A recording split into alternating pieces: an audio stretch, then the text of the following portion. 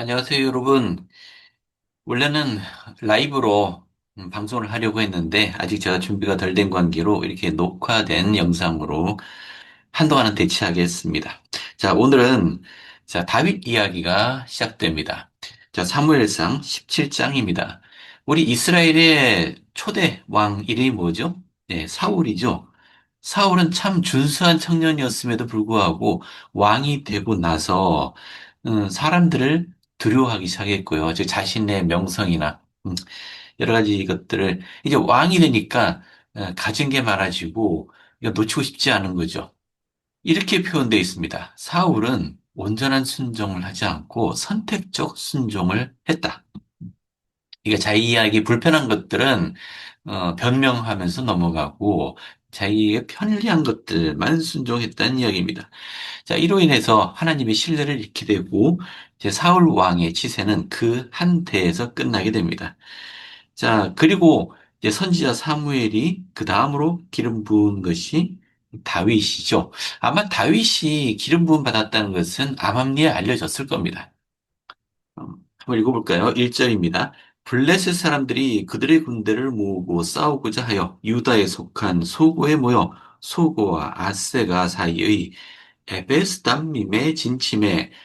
자, 사울과 이스라엘 사람들이 모여서 엘라 골짜기에 진치고 블레셋 사람들을 대하여 전열을 벌였으니 블레셋 사람들은 이쪽 산에 섰고 이스라엘은 저쪽 산에 섰고 그 사이에는 골짜기가 있었더라.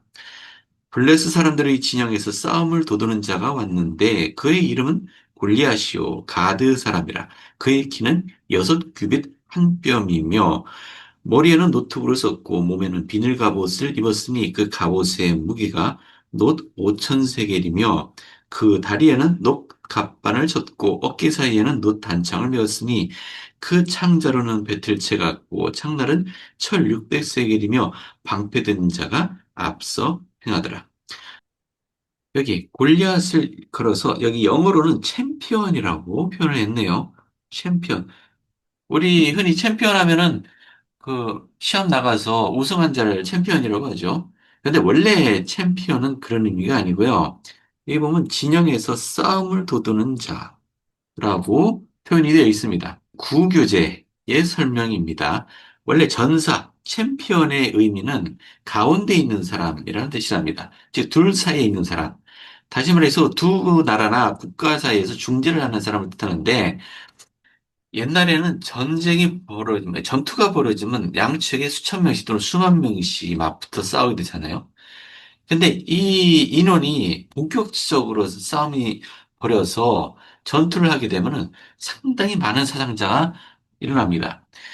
설령 이 전투에서 이긴다 할지라도 그 피해가 극심하게 되죠. 현대에서는 옛날만큼 사람이 많이 죽지는 않습니다. 주로 시설 파괴에 초점을 두고 있으니까요. 근데 옛날에는 칼과 창으로 싸웠으니까 양쪽이 맞서 싸우면은 엄청난 피해를 입게 돼요. 그래서 이런 피해를 줄이고 전투를 마무리하는 한 가지 방법으로서 내세워졌던 게 양측의 대표자가 싸우는 겁니다. 그래서 이 대표자를 챔피언이라고 해요.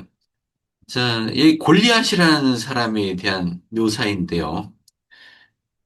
여기 성경에 있는 이 표현을 있는 그대로 믿어야 되는지 그건 정확히 모르겠습니다. 왜냐하면 성경에는 숫자에 있어서 뭔가 과장이 있거든요. 근데 어쨌든 이 묘사 그대로 믿는다고 한다면은 이 골리앗은 키가 3미터 정도. 현대에도 이렇게 키 큰 사람은 없습니다. 그죠? 근데 우리 구약의 70인역이나 사해 두루마리의 기록에 따르면 한 2미터 정도였을 것으로 사실 이쪽이 더 맞지 않나 싶어요. 자, 그리고 그가 입고 있던 무장들, 들고 있는 무기들 다 합하면은 약 68kg 정도 됐을 겁니다. 웬만한 성인 한 사람을 손에 들고서 싸웠다는 얘기잖아요. 아무튼 그만큼 무시무시한 사람이었다는 얘기겠죠. 자, 8절부터 계속 읽을게요. 그가 서서 이스라엘 군대를 향하여 외쳐 이르되 너희가 어찌하여 나와서 전열을 벌였느냐? 나는 블레셋 사람이 아니며 너희는 사울의 신복이 아니냐? 너희는 한 사람을 택하여 내게로 내려보내라. 그가 나와 싸워서 나를 죽이면 우리가 너희의 종이 되겠고 만일 내가 이겨 그를 죽이면 너희가 우리의 종이 되어 우리를 섬길 것이니라. 그 블레셋 사람이 또 이르되 내가 오늘 이스라엘의 군대를 모욕하였으니 사람을 보내어 나와 더불어 싸우게 하라 한지라. 사울과 온 이스라엘이 블레셋 사람의 이 말을 듣고 놀라 크게 두려워하니라. 자, 다윗이 등장하네요. 12절입니다. 다윗은 유다 베들레헴 에브라스 사람 이세라 하는 사람의 아들이었는데 이세는 사울 당시 사람 중에 나이가 많아 늙은 사람으로서 여덟 아들이 있는 중 그 장성한 세 아들은 사울을 따라 싸움에 나갔으니 싸움에 나간 세 아들의 이름은 장자 엘리압이요 그 다음은 아비나답이요 셋째는 삼마며 다윗은 막내라. 아직, 그러니까 세 아들은 장성했기 때문에 전쟁에 나갔고, 아직 다윗은 전쟁터에 나갈 정도의 나이가 되지 않았다는 얘기죠. 아직 성인 인정을 받지 못한 나이란 얘기네요. 다윗은 사울에게로 왕래하며 베들레헴에서 그 아버지의 양을 칠 때에 그 블레셋 사람이 40일을 조속으로 나와서 몸을 나타내었더라. 이새가 그의 아들 다윗에게 이르되 지금 내 형들을 위하여 이 볶은 곡식 한 에바와 이 떡 열 덩이를 가지고 진영으로 속히 가서 내 형들에게 주고 이 치즈 열 덩이를 가져다가 그들의 천부장에게 주고 내 형들의 안부를 살피고 증표를 가져오라. 여기서 한 가지 볼 수 있는 게 왜 이새가 다윗의 아버지 이름이 이새라고 불린다는 것은 기억해 주세요. 이새. 예, 성경에 종종 나옵니다. 이새. 다윗이 아침에 일찍 일어나서 어, 양 지키는 자에게 맡기고 이새가 명령한 대로 가지고 가서 진영에 이른즉 마침 군대가 전장에 나와서 싸우려고 고함치며 양쪽 진영이 막 서로 고함 지르고 있는 상황입니다. 예, 본격적인 전투는 벌이지 않고요. 이스라엘과 블레스 사람들이 전열을 벌이고 양군이 서로 대치하였더라. 다윗이 자기의 짐 지키는 자의 손에 맡기고 짐을 짐지키는 자의 손에 맡기고 군대로 달려가서 형들에게 문안하고 그들과 함께 말할 때 마침 블레스 사람의 싸움 돋는 가드 사람 골리앗이라 하는 자가 그 전열에 나와서 전과 같은 말을 하며 다윗이 들으니라. 이스라엘 모든 사람이 그 사람을 보고 심히 두려워하여 그 앞에서 도망하며 이스라엘 사람들이 이르되 너희가 이 올라온 사람을 보았느냐? 참으로 이스라엘을 모욕하러 왔도다. 그를 죽이는 사람은 왕이 많은 재물로 부하게 하고 그의 딸을 그에게 주고 그 아버지의 집을 이스라엘 중에서 세금을 면제하게 하시리라. 왕이 자기 딸을 걸었네요. 저자를 죽이면은 내 딸을 주겠다. 뭐 이런 약속입니다. 자, 다윗이 곁에 서 있는 사람들에게 말하여 이르되 이 블레셋 사람을 죽여 이스라엘의 치욕을 제거하는 사람에게는 어떠한 대우를 하겠느냐? 이 할례받지 않은 블레셋 사람이 누구이기에 살아계시는 하나님의 군대를 모욕하겠느냐?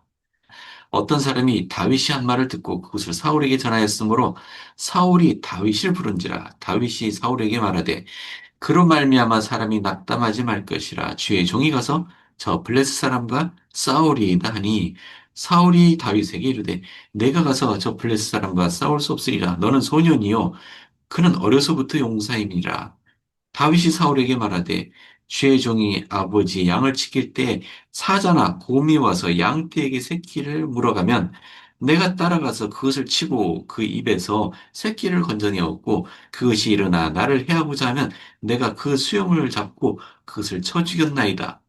주의 종이 사자와 곰도 쳤은즉 살아계시는 하나님의 군대를 모욕한 이 할례받지 않는 블레스 사람이리이까 그가 그 짐승이 하나와 같이 되리이다. 공연한 패기로 가서 싸우겠다고 말한 것은 아니네요. 이미 뭐 무서운 싸움을 해왔었네요. 그래서 사자나 곰과도 싸워서 이긴 적이 있었던 이야기이네요. 그러니까 연약하고 곱상한 다윗이 그 성경에 보면 다윗이 아직 붉은 빛이 있다 하니까 아직도 얼굴이 붉으스름한 어린 모습으로 그려집니다. 그런 소년 다윗이 그냥 치기 어려갖고 감히 이스라엘 군대를 모욕한다고 그냥 분노해갖고 마냥 나가 싸운 것이 아니란 얘기입니다. 또는 하나님의 영이 갑자기 다윗에게 임하고 가서 싸워라 뭐 이렇게 한 것, 뭐 그거 모르겠습니다. 그래서 삼손처럼 나가서 싸운 것도 아닌 것 같고요. 근데 여기서 다윗이 왜 화를 냈나요? 이 싸움은 자기가 나설 자리가 아니잖아요. 아직 어리고, 어? 어, 자기는 아직 군대에 있지도 않고, 근데 왜 자기가 나가 싸우겠다고 이렇게 나선 걸까요? 이 보면 저 블레스 사람이 누구이기에 살아계시는 하나님의 군대를 모욕하느냐? 즉, 하나님의 군대를 모욕했다는 이유로 예, 그냥 화가 난 거잖아요. 그래서 싸우겠다고 한 거잖아요. 그렇지 않습니까? 근데 다윗의 이 말도 잘 생각해 보세요. 아니, 이 블레셋 사람들이 하나님의 군대와 대항한다라는 걸 이해했으면은 아예 전쟁을 벌이지도 않았겠죠. 아예 전투에 나오지도 않았을 겁니다. 도대체 이 골리앗이 뭘 잘못했네요? 다윗은 이렇게 말하는데 저 감히 하나님의 군대를 모욕한다고 내가 가서 싸워야겠다. 그렇게 말을 하는데 골리앗이 뭘 잘못했나요? 골리앗은 자기 할 일을 하고 있는 거지 않습니까? 블레셋 사람들이나 골리앗 입장에서는 하나님의 군대가 아니고 그냥 저뿐이죠. 왠지 이치가 맞지 않게 들립니다. 그래서 다윗은 진짜로 이런 이유로 화를 낸 걸까요? 근데 이렇게 한번 한번 보세요. 여기 뭐라고 되어 있나요? 24절에 이스라엘 모든 사람이 그 사람을 보고 심히 두려워하여 그 앞에 도망했다고 되어 있잖아요. 다윗이 진짜 분노한 건 누구 향인 건가요? 저 블레셋 사람인가요? 아니면 이스라엘 사람들인가요? 감히 하나님의 군대를 모욕한다라고 표현했지 않습니까? 지금 이스라엘 군대는 자신들이 하나님의 군대라는 자각이나 있는 걸까요? 하나님이 이 싸움을 싸운다는 그런 신앙이 있는 걸까요? 두려워서 도망하고 있지 않습니까? 다윗은 거기에 대해서 분노한 게 아닐까요? 이 이스라엘 사람뿐만이 아니고 사울도 그렇지 않습니까? 사울도 믿음이 없어요. 다윗이 거기에 대해서 분노한 거겠죠. 차라리 내가 이 모습을 보고 있느니 내가 가서 싸우다 죽겠다. 그런 생각을 한 것이 아닐까요? 자, 38절부터 계속 읽겠습니다. 37절부터 볼까요? 또 다윗이 이르되 여호와께서 나를 사자의 발톱과 곰의 발톱에서 건져내셨은즉 나를 이 블레셋 사람의 손에서도 건져내시리이다. 사울이 다윗에게 이르되 가라 여호와께서 너와 함께 계시기를 원하노라. 사울은 지금 말만 이렇게 하고 있어요. 여호와께서 함께 하기를 믿는다면 자신 나가 싸우시죠. 사울은 보통 사람보다 키가 더 크고, 그죠? 그리고 여호와께서 선택하신 왕이잖아요. 이 이스라엘 군대 내에서 이제 골리앗과 싸울 수 있는 가장 적합한 사람이 누굴까요? 사울이죠. 이 사울마저도 지금 신앙이 없습니다. 예, 나가 싸우지 않고 지금 자기 진영에 자기 천막 안에서 그냥 있는 거잖아요. 이에 사울이 자기 군복을 다윗에게 입히고 노트구를 그의 머리에 씌우고 또 그에게 갑옷을 입히매 다윗의 몸에 맞을 리가 없죠. 사울이 입던 것을. 다윗이 칼을 군복에 차고는 익숙하지 못함으로 시험적으로 걸어보다가 사울에게 말하되 익숙하지 못하니 이것을 입고 가지 못하겠나이다 하고 곧 벗고 손에 막대기를 가지고 시내에서 매끄러운 돌 다섯을 골라서 자기 목자의 제구 곧 주머니에 넣고 손에 물매를 가지고 블레셋 사람에게로 나아가니라. 이것도 우리 생각해 볼 면이 있어요. 다윗은 자기에게 익숙하지 않은 것을 거부했습니다. 자, 중요한 싸움에 나갈 때 자신에게 익숙한 옷과 익숙한 무기를 가지고 나가 싸웠어요. 설령 다른 사람들에게 보기에는 하찮지 않게 보일지 모르지만 다윗이 사용할 수 있는 강력한 도구들이었습니다. 우리도 우리에게 강력한 도구가 있어야 되겠죠. 사탄의 군대와 사탄의 왕국과 맞서 싸울 때 다른 사람들 보면서 그들의 무기들, 그들의 자격, 그들의 지위, 뭐 이런 것들을 부러워하는 것은 어리석은 일일 수도 있습니다. 다윗은 매끄러운 돌 다섯 개라고 했어요. 신중하게 골랐겠죠.